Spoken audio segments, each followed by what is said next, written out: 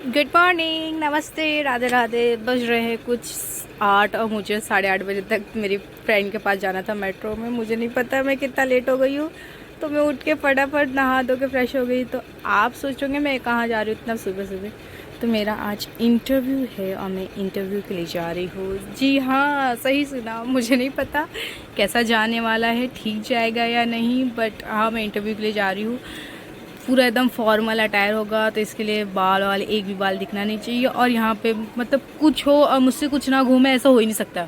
मैं रबड़ रखी थी कहाँ, ढूंढ रही थी कहाँ, पूरा पागल हो गई थी। तो जब इंटरव्यू होता है ना, उसी दिन कुछ ना कुछ कांड होने ही होते मेरे साथ, कुछ ना कुछ, लिटरली सच्ची। फिर रबड़ रबड़ लगाया, अच्छे से बाल वाल बांधा वांधा फटाफट करके। मतलब मैं क्या बताऊँ। और एक तो मुझे समझ नहीं आ रहा था कि डरूँ, सोचूं, क्या करूँ, कुछ समझ नहीं आ रहा था मेरे को।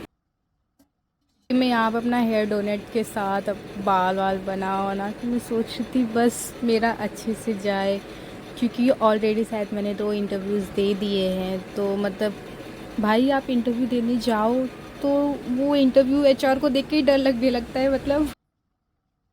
मतलब फिर समझ नहीं आता क्या बोलना है क्या नहीं बोलना है। मतलब मैं सच में सुबह में कांड मेरे साथ ही होने होते। मुझे ऐसा लगता है कि कभी कुछ घूम रहा है, कभी कुछ घूम रहा है। मैं सोच रही थी काश पहले रख ली होती तो शायद मुझे फिर से कुछ नहीं मिल रहा था। मुझे नहीं याद आ रहा अभी क्या नहीं मिल रहा था।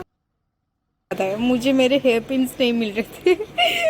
फिर वो लगाई वगाई अच्छे से, बाल अपना सेट की, मेकअप वेकअप बेस कंप्लीट कर चुकी थी। आई शेडो, लाइनर, ब्लशर, यही सब बाकी रह गया था बस। मतलब क्या बोले ज़िंदगी, बस यही।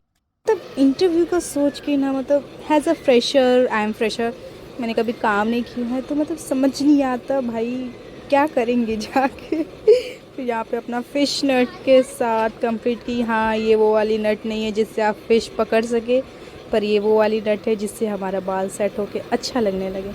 तो यहाँ कंपेयर से अपने मेकअप को मैं सेट कर रही थी। फिर यहाँ पे मैं तब तक फटाफट, क्योंकि उसका बहुत ज़्यादा कॉल आ गया था। मेरी दोस्त कह रही है तू इतना लेट कर देती है, हर बार तू लेट कर देती है।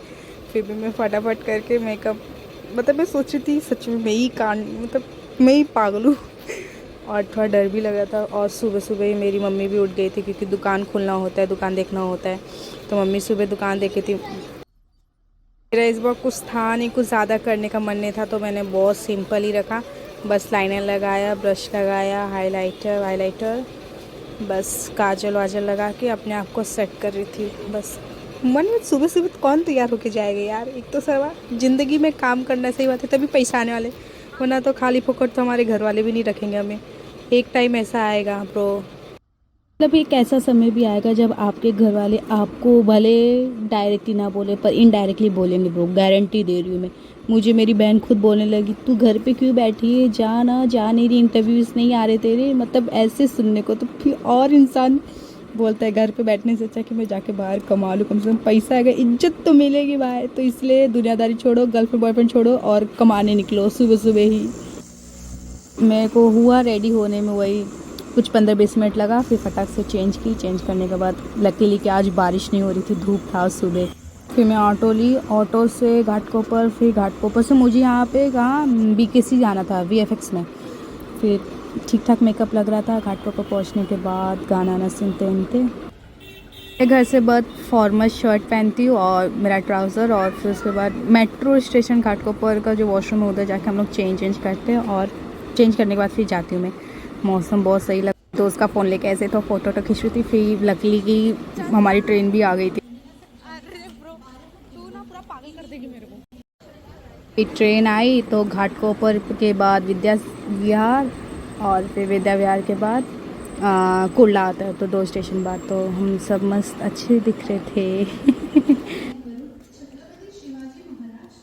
मुझे ऐसा लगता है ना कि आप जैसे इंटरव्यू के लिए जा रहे हो, मतलब मुझे ऐसा लगता है सबके साथ होता है या मेरे साथ पता नहीं, पर इतना ट्रैफिक मेरे को मिला, इतना ट्रैफिक पूछो मत। कुर्ला मेरे को बीकेसी में जाने के लिए, कुर्ला उतरी, कुर्ला से ऑटो मिलता है बीकेसी के लिए, ऑटो भी नहीं मिला था, लकीली मिला।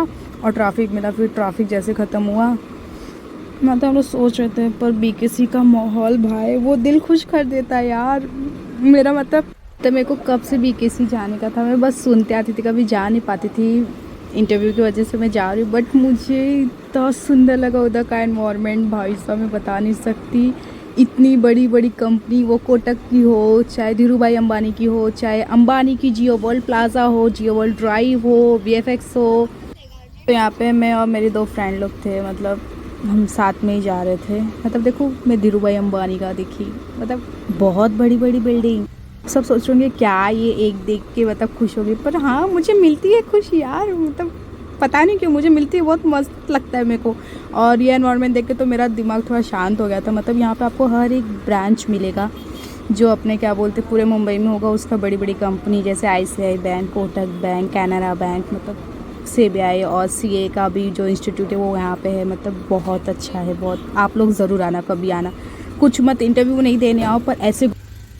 फिर दिमाग में भी यही चल रहा था कि HR क्या पूछेगा क्या पूछेगा, डर ही लगे जा रहा था। मतलब मैं बोली थी ना, हर एक देखो कोटक के, इंडस्ट्रियल बैंक सारे। तो हम लोग पहुँच गए फाइनली, वॉचमैन से सब पूछा लेट्स होप सो हम हो जाए। फिर हम आए, बैठे 4th फ्लोर पे। यहाँ पे मेरे क्लास के सारे थे, मतलब करीब 25-20 लोग थे, आए थे। अंदर शूट करने का अलाउड नहीं था, बट गेट्स व्हाट, ये नेक्स्ट डे है। मैंने वो इंटरव्यू क्रैक कर लिया था, सेकंड राउंड के लिए शॉर्ट लिस्टेड हो चुकी थी, तो जियो वर्ल्ड प्लाजा में बुलाया गया था। मैं सोच रही थी उस 25 लोग में मेरे क्लास के मतलब सारे में मैं ही सेलेक्ट हुई, और बाकी के जो ब्रांच के थे वो उसमें शायद 2-3 लोग और भी हुआ था। जियो वर्ल्ड प्लाजा जो है, जो जियो वर्ल्ड है, जो नीता अंबानी का NMCC है, जो इवेंट्स होते हैं, मेरा बहुत मन था उसमें जाने का। मैं कभी जा नहीं पाई, पर मुझे यकीन नहीं हो रहा था, मैं आ गई। सो लेट्स होप सो कि हाँ मेरा सब अच्छा जाए। फिर इंटरव्यू भी दे के आ गई, पर मुझे पता नहीं क्यों मेरा एक HR ने इंटरव्यू लिया। हाँ तो पता है मुझे डर लग रहा था, क्योंकि उधर वर्क का एनवायरनमेंट मुझे नहीं अच्छा लगा था। उधर एक एम्प्लॉय इतना बीमार था, उसको बोल रहे जाओ तुम पहले टेम्परेचर चेक करके आओ, फिर तुमको छुट्टी मिलेगी। तो मुझे वो डर लगने लगा। फिर मुझे मतलब उधर फिर वर्क करने का भी मन नहीं किया, क्योंकि पता नहीं क्यों मुझे वो फीलिंग नहीं आई। तो मैंने छोड़ के आ गई। और ठीक है, कोई नहीं, नेक्स्ट अप्लाई करेंगे। Hope so, bye bye, Radhe Radhe.